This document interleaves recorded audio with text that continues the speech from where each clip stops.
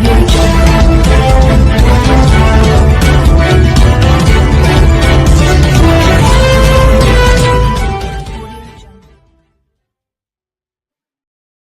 జిల్లా తునిలో ఆంధ్రప్రదేశ్ ప్రభుత్వం జైలు శాఖ, హిందుస్థాన్ పెట్రోలియం కార్పొరేషన్ లిమిటెడ్ సంయుక్తంగా ఏర్పాటు చేసిన పెట్రోల్ బంకును జైలును హోంమంత్రి వంగలపూడి అనిత ఈ రోజు ప్రారంభించారు. కూడా ప్రిజన్స్ లోని ఎవరైతే ఉన్నారో వాళ్ళు ప్రిజనర్స్ ఎవరైతే ఉన్నారో వాళ్ళు మెయింటెనెన్స్ తోనే జరిగే కార్యక్రమం ఇది.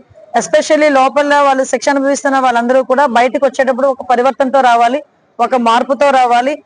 డెఫినెట్ గా వాళ్ళు బయటకు వచ్చిన తర్వాత ఒక మంచి లైఫ్ ని డీల్ చేయడానికి ఇవన్నీ కూడా ఒక టూల్స్ కింద ఉపయోగపడే పరిస్థితి. ఈ రోజు మన రాజమండ్రి సెంట్రల్ జైల్లో కనుక చూసుకుంటే ఓపెన్ కల్టివేషన్ కి కూడా కొన్ని పరిస్థితులు వెళ్తారు, కొన్ని షాప్స్ మెయింటైన్ చేసుకుంటారు, ఒక కేఫ్ మెయింటైన్ చేస్తున్నారు వాళ్ళు. ఆ కేఫ్ మెయింటెనెన్స్ కి కూడా నేను లాస్ట్ టైం వెళ్ళడం జరిగింది. ఒక కేఫ్ మెయింటైన్ చేయడం కానీ, హోటల్స్ మెయింటైన్ చేయడం కానీ, ఇవన్నీ కూడా లోపల వాళ్ళు ఎవరైతే జీవిత ఖైదులు అనుభవించే వాళ్ళు కానీ, ఖైదు అనుభవించే వాళ్ళందరూ కూడా మంచి ప్రవర్తన రావాలి. రేపు పొద్దున్న వాళ్ళు శిక్ష అయిపోయిన తర్వాత పూర్తయి బయటకు వెళ్ళిన తర్వాత కూడా వాళ్ళు ఒక మంచి లైఫ్ డీల్ చేయాలనే ఉద్దేశంతో గవర్నమెంట్ తీసుకునే నిర్ణయం. అదేవిధంగా ప్రతి చోట కూడా ఎక్కడ కూడా లా అండ్ ఆర్డర్ కి ఇబ్బంది లేకుండా అన్ని కాన్స్టిట్యున్సీ పరిధిలోని కూడా సీసీ కెమెరాస్ ఏర్పాటు చేయడానికి కూడా ఈరోజు కంకణం కట్టుకున్నాం. అదేవిధంగా సెంట్రల్ జైల్స్ లోని కూడా లాస్ట్ 5 సంవత్సరాలు ఈవెన్ ప్రిజన్స్ లో కూడా సీసీ కెమెరాలు పనిచేయని పరిస్థితిలో ఈ రోజు మళ్ళా మేము ఎన్డీఏ కూటమి వచ్చిన తర్వాత అన్ని చోట్ల కూడా సర్వేలెన్సెస్ ఉండాలనే ఉద్దేశంతో ఆఖరి ప్రిజన్స్ అదేవిధంగా మాక్సిమం విలేజ్ వైజ్ గా కూడా సీసీ కెమెరాలు పెట్టేదానికి మేము ముందుకెళ్తున్నాం. మీరు అబ్జర్వ్ చేస్తే ఈ రోజు విజయవాడ కమిషనరేట్ లో మొత్తం అంతా కలిపి సుమారుగా 7,500 సీసీ కెమెరాస్ ఏర్పాటు చేసి ఈ రోజు మొత్తం కంట్రీలోనే ఫస్ట్ ప్లేస్ లో ఉండే పరిస్థితి కనిపిస్తా ఉంది. ఇందాకే మా ఎస్పీ గారు చెప్తున్నారు, అరౌండ్ ఇంచుమించుగా ఒక 28 డ్రోన్స్ ని మేము తెచ్చుకున్నామండి. ఇంకా సీసీ కెమెరాస్ సంబంధించి కూడా దగ్గర 35 lakhs ఆల్రెడీ ఇన్స్టాల్ చేసాము. ఇంకో 15 lakhs వర్త్ సీసీ కెమెరాలు కూడా పెడుతున్నామని. ఓవరాల్ గా 1,00,000 సీసీ కెమెరాలు ధ్యేయంగా ఈ రోజు మేము పనిచేస్తున్నాం. ఓవరాల్ గా నాకు తెలిసి ఇంచుమించుగా ఒక 60% కంప్లీట్ అయినాయి. మిగతా 40% కూడా ఒక 3 to 4 months లో కంప్లీట్ చేసి ఎక్కడ కూడా అంటే తప్పు చేయాలన్నా కూడా భయపడే విధంగా సర్వేలెన్సెస్ పెట్టేదానికి గవర్నమెంట్ సిద్ధంగా ఉంది. దానికి తోడు ఈ రోజు టెక్నాలజీని బేస్ చేసుకుని మొన్నే కంట్రీలో ఫస్ట్ టైం పోలీస్ డిపార్ట్మెంట్ వాళ్ళు ఆర్టిఫిషియల్ ఇంటెలిజెన్స్ కి సంబంధించి ఒక హ్యాక్థాన్ కూడా 3 days ప్రోగ్రామ్ ను కూడా కండక్ట్ చేయడం జరిగింది. ఇది కంట్రీలోనే ఫస్ట్ మన ఆంధ్ర పోలీసే చేయడం కూడా జరిగింది. దానికి కూడా గర్వంగా చెప్తూ టెక్నాలజీని బేస్ చేసుకుని రాబోయే కాలంలో కూడా ఎక్కడ కూడా లా అండ్ ఆర్డర్ విషయంలో ఎక్కడ కూడా ఎటువంటి ఇబ్బంది లేకుండా చూసుకుంటామని మీ అందరికీ కూడా తెలియజేస్తున్నాం. పాయకరావుపేట బాలికల బీసీ వసతి గృహంలో సోమవారం రాత్రి బాలికలతో కలిసి చేస్తున్న భోజనంలో వచ్చింది బొద్దింక కాదని తల వెంట్రుక అని హోంమంత్రి అనిత స్పష్టం చేశారు. ఈ మేరకు ఆమె మీడియాతో మాట్లాడుతూ, తీయండి అమ్మ ఒకసారి తీసి చూపించండి. ఇప్పుడే నేను చూసాను. వైఎస్ఆర్సీపీ అఫీషియల్ పేజ్ ఒకటి, వైఎస్ఆర్సీపీ అఫీషియల్ పేజ్ లో హోంమంత్రి అనిత భోజనంలో బొద్దింక. అనిత ఎక్కడ తిన్నది, ఎక్కడొచ్చింది బొద్దింక? ఈడిగానే వచ్చి చూసాడా? ఇందులోని బీసీ హాస్టల్ భోజనం చేస్తుండగా బొద్దింక రావడంతో సిగ్గుతో నవ్విన ఏపీ హోంమంత్రి. ఇది మొహాలు తాగడం ఏం పరిస్థితి అండి ఇది? గురుకుల బాలిక హాస్టల్లో హోంమంత్రి అనిత వడ్డించిన భోజనంలో బొద్దింక, నేను వడ్డించిన భోజనం తేడా గమనించండి. దానికి విద్యా వ్యవస్థకి అంటే వీళ్ళు అంటే అనిత తింటుంటూ అన్నంలో పురుగు ఒక్కసారికి షాక్. అసలు ఇలాంటి పదాలు చూస్తా ఉంటే ఎవరైనా ఏమనుకుంటారంటే నేను ఎందుకు ఈ చిన్న విషయానికి కూడా ప్రెస్ ముందుకు రావాల్సి వచ్చింది అంటే, చిన్న పామునైనా పెద్ద గరతో కొట్టాలి. పామే, దాంట్లో విషయం ఉంటూనే ఉంది. సో వీళ్ళు ఏదైతే ప్రచారం చేస్తున్నారో ప్రచారానికి నేను అడ్డుగట్ట వేయకపోతే అదే నిజమని ప్రజల భ్రమలో కూడా ఉంటారు. నేను వెళ్ళిన తర్వాత ఆ భోజనంలో ఆ నాణ్యత తగ్గింది. నాణ్యత తగ్గినప్పుడు ఏదో సంథింగ్ హెయిర్ చిన్నది అందులో కనిపించింది. ఆ హెయిర్ తీసి ఇలా జస్ట్ పాడేశాను. దానికి వీళ్ళు రకరకాలైన విన్యాసాలు చేసుకొని రకరకాలైన మాటలు మాట్లాడుకుని అల్లేసి కథలు అల్లేసి ఆ ప్రజల్ని కొంచెం ఇబ్బంది పెట్టే విధంగా మమ్మల్ని ఏదో టార్గెట్ చేస్తున్నామని వాళ్ళు అనుకోండి. ఈ రోజు మాకు బాధ్యత ఉంది. నేను ఛాలెంజ్ చేసి అడుగుతున్నాను, ఏ బీసీ హాస్టల్కైనా లాస్ట్ 5 సంవత్సరాల్లో లోకల్ ఎమ్మెల్యేలు కానీ లోకల్ మినిస్టర్లు కానీ ఒక్కరోజు వెళ్ళి వాళ్ళు ఏం తింటున్నారు, వాళ్ళు ఎలా ఉన్నారు, వాళ్ళకి సదుపాయాలు ఉన్నాయని ఒక్కడు చూసుకున్నాడా అండి? ఈ 1 సంవత్సరంలో మేము మిడ్ డే మీల్స్ చెక్ చేసుకుంటున్నాము, హాస్టల్స్ ఎలా ఉన్నాయో చెక్ చేసుకుంటున్నాము, హాస్పిటల్స్ పరిస్థితి ఎలా ఉందో మేమే చెక్ చేసుకుంటున్నాము. మొన్న గౌరవ ముఖ్యమంత్రి గారు మాకు ఒక మాట చెప్పారు, మనం అధికారంలో ఉన్నా కూడా ప్రతిపక్ష పాత్ర కూడా మనమే పోషిస్తే. సింగయ్య కేసులో దర్యాప్తుకు జగన్ భయపడుతున్నాడని టీడీపీ వర్ల రామయ్య అన్నారు. ఈ మేరకు ఆయన మీడియాతో మాట్లాడుతూ సిబిఐ ఎంక్వైరీ జరిగితే జగన్ చేసిన కుట్రలు బయటకు వస్తాయని భయపడుతున్నారు. ఆయన ప్రయాణం చేస్తున్న కారు కింద పడి చనిపోవటం, ఈ కారు టైర్ కింద అతని తల మెడపైన టైర్ ఎక్కుతున్నప్పుడే ఈయన డోర్ తీసి ఫుట్పాత్ మీద నిలబడి అందరికీ అభివాదం చేయటం, ఇదంతా మనకు తెలుసు. కేసు దర్యాప్తు జరుగుతూ ఉన్నది.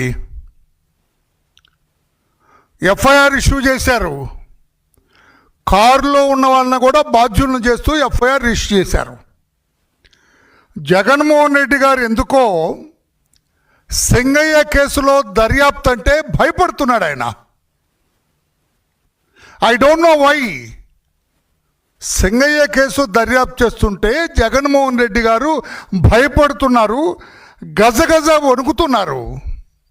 అంటే సింగయ్య మరణం వెనుక కుట్ర బయటపడుతుందనే భయమా జగన్మోహన్ రెడ్డి గారు మీకు? ఎందుకు భయపడుతున్నారు మీరు?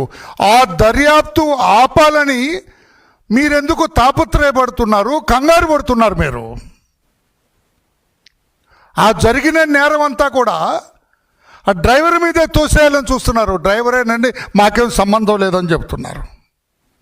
ఆ కారులో ఫ్రంట్ సీట్లో డ్రైవర్ పక్కన కూర్చున్న వ్యక్తిగా మీకు బాధ్యత లేదా?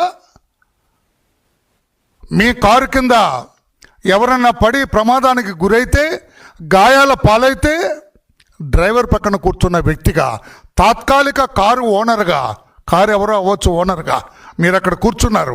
మీ నేతృత్వంలో నడుస్తుంది కారు, మీ డైరెక్షన్లో నడుస్తుంది కారు. మీరు ఎక్కడికి వెళ్ళమంటే వెళ్తాడు డ్రైవరు.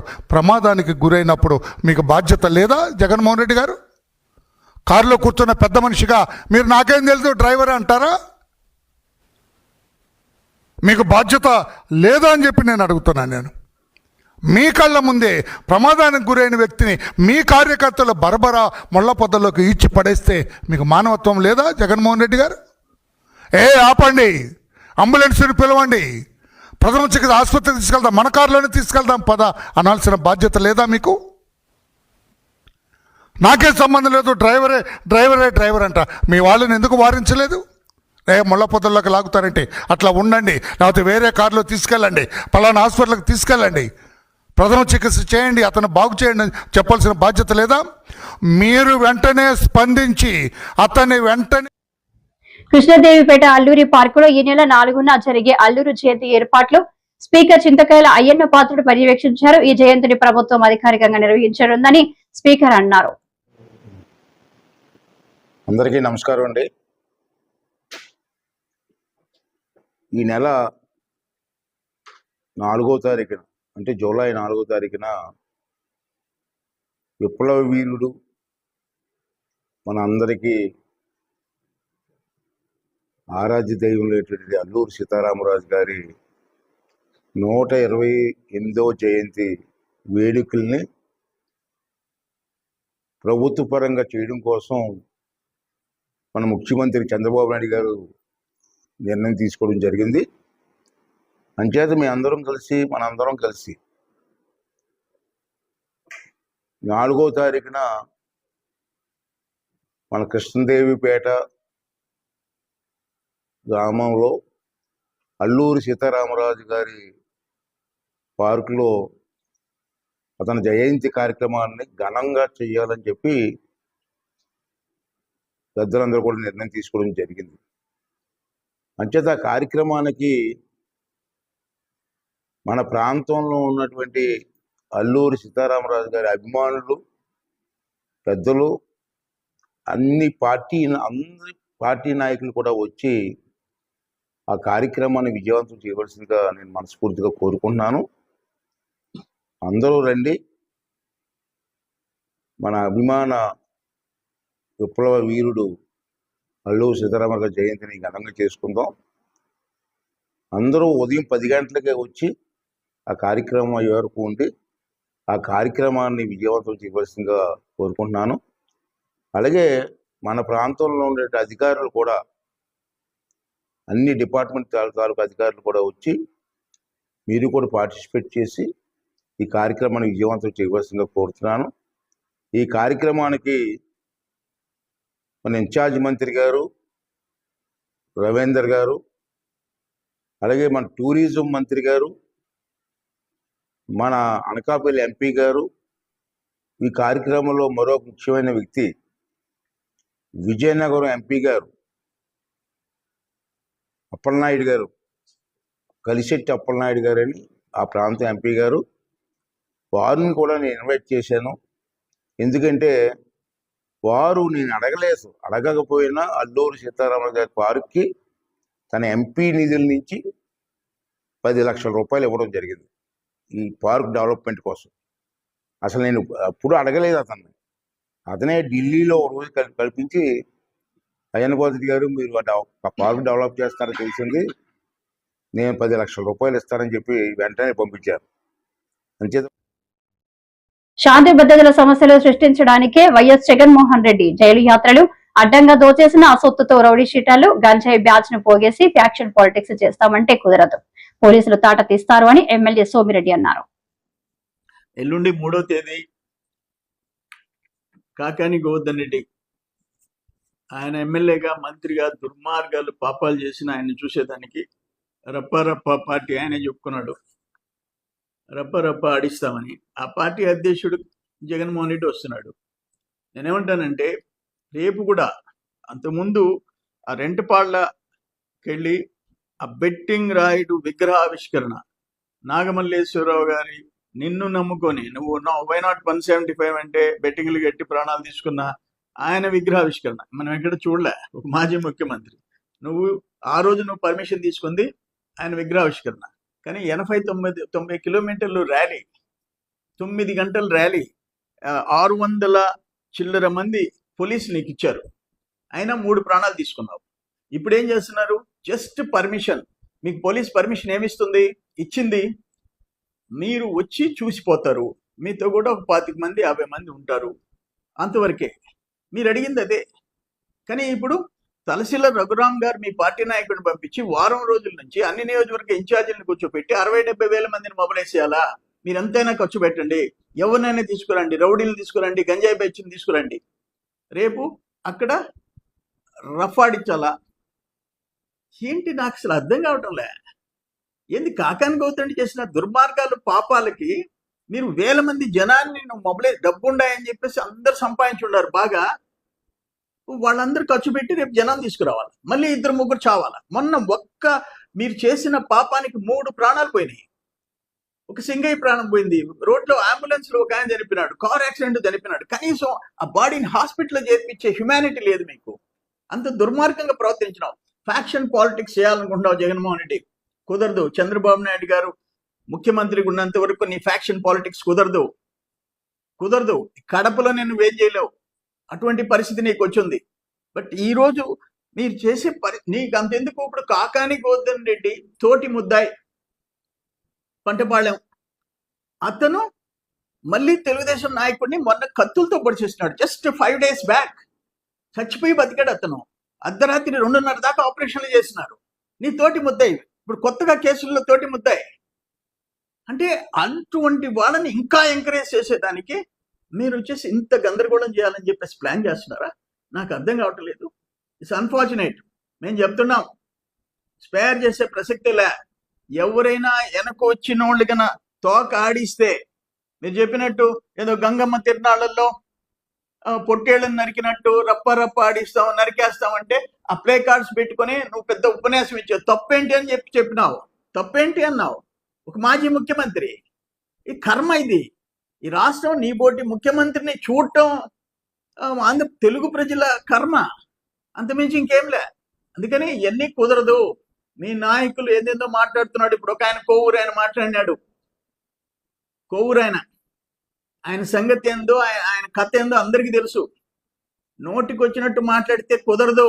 చంద్రబాబు నాయుడు వాళ్ళ నాయన పేర్లు ఎత్తే అంత అర్హత నీకు లేదు. జాగ్రత్తగా ఉండు. ప్రసన్న కుమార్ రెడ్డి కంట్రోల్. రాష్ట్రంలో కూటమి ప్రభుత్వం అధికారం చేపట్టిన తర్వాత గ్రామాల అభివృద్ధికి ప్రాధాన్యత ఇచ్చిందని శ్రీకాకుళం ఎమ్మెల్యే గోండు శంకర్ అన్నారు. శ్రీకాకుళం రూరల్ వెంకటాపురంలో నిర్వహించిన సీసీ రోడ్లను ఎమ్మెల్యే ప్రారంభించారు. అందరికీ నమస్కారం. సుపరిపాలనలో తొలి అడుగు కార్యక్రమంలో భాగంగా ఈరోజు శ్రీకాకుళం నియోజకవర్గం శ్రీకాకుళం రూరల్ మండలం నైరు పంచాయతీలో వెంకటాపురం గ్రామంకు రావడం జరిగింది. ఈ మొదటి సంవత్సరంలో ఈ గ్రామానికి ఎంజీఎన్ఆర్ఈజెస్ నిధుల ద్వారా 31 లక్షలతో 4 సీసీ రోడ్లు వేసుకోవడం జరిగింది. అలాగే పూర్తిగా ఇది పాడైపోయి ఉన్న రోడ్డుని, గుంతలమయం అయిపోయిన రోడ్డుని 46 లక్షలతో ఈ వెంకటాపురం అయిన చిన్న గ్రామం అయినప్పటికి కూడా ఈ గ్రామం నుండి ఆమ్దాల వలస గారా చింతాడు రోడ్డుకి కనెక్టివిటీ 46 లక్షలు ఇవ్వడం జరిగింది. దాదాపు 80 లక్షల వరకు ఈ సంవత్సరంలో ఈ గ్రామానికి మేము చేశాం. మాకు గర్వంగా ఉంది, ఆనందంగా ఉంది. ఏం చేశామనేది 1 ఇయర్లో చెప్పుకోవడానికి మాకు ఆనందంగా ఉంది.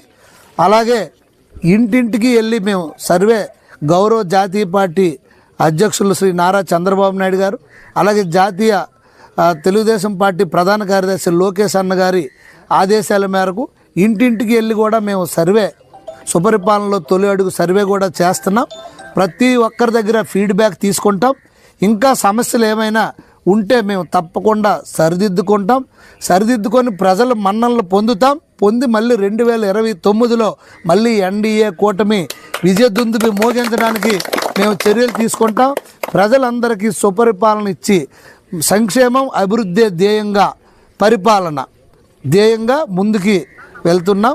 ఈ సందర్భంగా ప్రజలందరూ కూడా మద్దతు ఇచ్చి మాకు దీవించాలా, ఆశీర్వదించాలా అని ఎన్డీఏ కూటమి ప్రభుత్వానికి కోరుకుంటూ ఈరోజు ఈ ప్రారంభోత్సవ కార్యక్రమంలో ఈ project committee chairman arrival Ravindra Babu గారు, ఈ గ్రామ సర్పంచ్ ప్రతాప్ గారు, అలాగే పట్టణాభివృద్ధి సంస్థ డెవలప్మెంట్ సంస్థ డైరెక్టర్ శ్రీ సిఆర్ రామనయ్య గారు, అలాగే శ్రీకాకుళం రూరల్ మండలం తెలుగుదేశం పార్టీ అధ్యక్షులు మోకల్ శ్రీనివాస్ గారు, అలాగే రంది అప్పలస్వామి గారు సర్పంచ్ అలికాం, అలాగే మాజీ మంత్రి అచ్చెన్నాయుడుపై టెక్కలి వైసీపీ ఇన్ఛార్జ్ తిలక్ మండిపడ్డారు.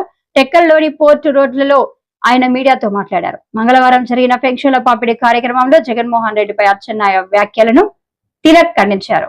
మీరు చేస్తుండ్రు దాంట్లో నిన్న మాట్లాడతారు అచ్చెన్నాయుడు గారు. పెన్షన్ల పంపిణీ దగ్గరికి వెళ్ళి జగన్మోహన్ రెడ్డి గారు పారిశ్రామిక అభివృద్ధిని అడ్డుపడుతున్నారు, జగన్మోహన్ రెడ్డి గారికి 1000 అడుగులు గోతులు పూడ్చాలని చెప్పి అచ్చెన్నాయుడు మాట్లాడతాడు. సంస్కారం ఉందా అచ్చెన్నాయుడు నీకు? నీ నియోజకవర్గంలో మీ కుటుంబానికి, నీ అన్నకి కేంద్ర మంత్రి స్థాయికి తీసుకెళ్ళింది ఈ నియోజకవర్గం. నిన్ను 2 సార్లు మంత్రి చేసింది, 6 సార్లు అసెంబ్లీకి చేసింది ఈ నియోజకవర్గ ప్రజలు. నీ కుమారుడు, మీ అన్న కుమారుడికి కేంద్ర మంత్రి చేసింది ఈ జిల్లా ప్రజలు. ఈ జిల్లాకు పారిశ్రామికంగా అభివృద్ధి చేసింది ఎవరు? అచ్చెన్నాయుడు చెప్పు. సంస్కారహీనుడిగా మాట్లాడుతున్నావు నువ్వు. నీకేమైనా సిగ్గు లజ్జ ఉందా అలా మాట్లాడడానికి? జగన్మోహన్ రెడ్డికి 1000 అడుగులు గోతులో నింపు పోతావా? మరి నీకు ఎన్ని అడుగులు గోతులు పోతాలా? నీ కుటుంబానికి ఎన్ని అడుగులు గోతులు పోతాలా? ఒళ్ళు దగ్గర పెట్టుకొని మాట్లాడు. ఏ బురతీడు అధికారం ఉందని బురతీడిగా మాట్లాడితే నిన్ను ఎదుర్కోలేమనుకుంటున్నావా? మా నాయకుడు జగన్మోహన్ రెడ్డి ఆనాడు రాజశేఖర రెడ్డి జిల్లాకి అన్ని రకాలుగా అభివృద్ధి చేయడానికి ఒమిసార్ ఫేజ్ 2 కానీ, రిమ్స్ హాస్పిటల్ కానీ, మెడికల్ కాలేజీలు కానీ, అంబేద్కర్ యూనివర్సిటీ కానీ అనేక పనులు ఈ జిల్లాకు చేసి పెట్టిన మహానాయకుడు ఆ రోజు రాజశేఖర రెడ్డి. రాజశేఖర రెడ్డి తర్వాత మళ్ళీ ఈ జిల్లాకు అభివృద్ధి చేసింది ఎవరు? జగన్మోహన్ రెడ్డి. ఈ జిల్లాలో వలస కూలీలుగా ఎక్కడో ఏదో ప్రాంతంలో బతుకుతున్న కూలీలుగా బతికిన ప్రజలకి ఈ జిల్లాలపైనే ఆధారపడి ఇక్కడే అభివృద్ధి చెంది ఇక్కడే పరిశ్రమలు నెలకొల్పి మీ ప్రాంతంలోనే మీరు పనులు చేసుకునే విధంగా పారిశ్రామిక వాడిగా తయారు చేస్తుంది జగన్మోహన్ రెడ్డి గారు. ఈవేళ అలాంటి జగన్మోహన్ రెడ్డికి 1000 అడుగుల గోతులను పూడుస్తావా? సంస్కారవంతుడైనా సిగ్గు లజ్జ ఉందా? అదే పోర్ట్ రోడ్ అంటే వెళ్ళావు. ఎవరు? రాష్ట్రంలో చంద్రబాబు పాలనలో రైతులకు అడుగడుగున అన్యాయమే జరుగుతోందని మాజీ మంత్రి కారుమూరి మండిపడ్డారు. ఈ మేరకు మీడియాతో మాట్లాడుతూ సివిల్ సప్లై విభాగానికి ధాన్యాన్ని విక్రయించిన రైతులకు 2 నెలలుగా బకాయిలు చెల్లింపులను నిలిపివేయడం దారుణమని ఆగ్రహం వ్యక్తం చేశారు. మంచి రేటు వచ్చే విధంగా అన్ని రకాలుగా జగన్మోహన్ రెడ్డి గారు తోడై ఆర్బీకేల ద్వారా నిలిపించే కార్యక్రమం చేశారు. ఇవాళ ఆర్బీకేని మంగళం పాడించేశారు ఈ కూటమి ప్రభుత్వం వచ్చిన తర్వాత. ఇవాళ ఎరువులు కావాలంటే అవి నకిలీయా మంచివా, మరి పురుగు మందులు నకిలీవా మంచివా అని తెలియని పరిస్థితి. గతంలో గవర్నమెంట్ ద్వారా వచ్చిన ఈ ఏదైతే ఎరువులు ఉన్నాయో, ఏదైతే పురుగు మందులు ఉన్నాయో అన్నీ కూడా పరీక్షించి చక్కని మందులను అందించే కార్యక్రమం చేసి ఇవాళ బయటికి వెళ్ళి లైన్లో నుంచి మరి అష్ట కష్టాలు పడి మందులు తెచ్చుకునే పరిస్థితికి ఇవాళ దిగజార్చింది ఈ కూటమి ప్రభుత్వం, చంద్రబాబు నాయుడు గారు అని చెప్పి సందర్భంగా తెలియజేస్తున్నాను. ఇవాళ ఏ రైతుకి కూడా మేలు జరిగే పరిస్థితి లేదు. ఇవాళ గతంలో జగన్మోహన్ రెడ్డి గారు మరి ఆ రైతాంగానికి అన్ని రకాలుగా మేలు జరిగేలా చూసే కార్యక్రమం చేసి అసలు మా రైతులకు ఎలా మేలు జరగాలి, మరి ఆర్బికేల్ని ఎలా అందించాలని ఆ ధాన్యాన్ని అమ్మే టైంలో కూడా అక్కడ మన అధికారులను పెట్టి, మిల్లర్ దగ్గర అధికారులను పెట్టి మరి ఇవన్నీ కూడా చేసే కార్యక్రమం చేస్తే ఇవాళ వాళ్ళ పరిస్థితి అరణ్య రోదనగా ఉంది. రాష్ట్రంలో రైతుకి ఏ మేలు కూడా జరగటం లేదు. పంటలకి గిట్టుబాటు ధర లేదు, మరి వాళ్ళకి ఏ ఉచిత పంటల బీమా కూడా గాలికి వదిలేశారు. మరి రైతాంగానికి జగన్మోహన్ రెడ్డి గారి టైంలో పంట నష్టం జరిగితే వెంటనే మరి ఇన్పుట్ సబ్సిడీ అందే విధంగా, పంట రాకుండానే ఇన్పుట్ సబ్సిడీ అందే విధంగా రైతుకి అందించే కార్యక్రమం చేసేవాళ్ళం. మరి జగన్మోహన్ రెడ్డి గారు ఎప్పుడు కూడా ముందు రైతుకి చూడాలని వాళ్ళకి కష్టంలో తోడుగా నిలబడేవారు. ఇవాళ ఆ పరిస్థితి గాలికి వదిలేశారు. ఇవాళ ఏది కూడా ఇన్పుట్ సబ్సిడీ కూడా అందించే కార్యక్రమం లేదు, నష్టం జరిగినా అందించేది లేదు, మరి ఉచిత ఇన్సూరెన్స్ లేదు. మరి ఆ టైంలో జగన్మోహన్ రెడ్డి గారు ఇన్సూరెన్స్ ప్రభుత్వం ద్వారానే కట్టించి ఆ ఇన్సూరెన్స్ అమౌంట్ నష్టపరిహారం అందే విధంగా పెద్ద ఎత్తున సహకరించిన ప్రభుత్వం జగన్మోహన్ రెడ్డి గారి ప్రభుత్వం అని చెప్పి సందర్భంగా తెలియజేస్తున్నాను. ఇవాళ ఏ మాత్రం కూడా మరి ఇన్పుట్ సబ్సిడీ కానీ మరి ఇన్సూరెన్స్ కానీ కట్టే పరిస్థితులు ఈ ప్రభుత్వం లేదు, ఈ కూటమి ప్రభుత్వం చంద్రబాబు నాయుడు గారిని తెలుస్తున్నాను. ఇంకా 0 వడ్డీ ఇంకంతే. గతంలో జగన్మోహన్ రెడ్డి గారు బ్యాంకు తీసుకున్న రుణాలకి 0 వడ్డీతో సహా ₹1 కూడా వడ్డీ కట్టకుండా మరి ఆ వడ్డీని కూడా జగన్మోహన్ రెడ్డి గారు ప్రభుత్వమే కట్టించి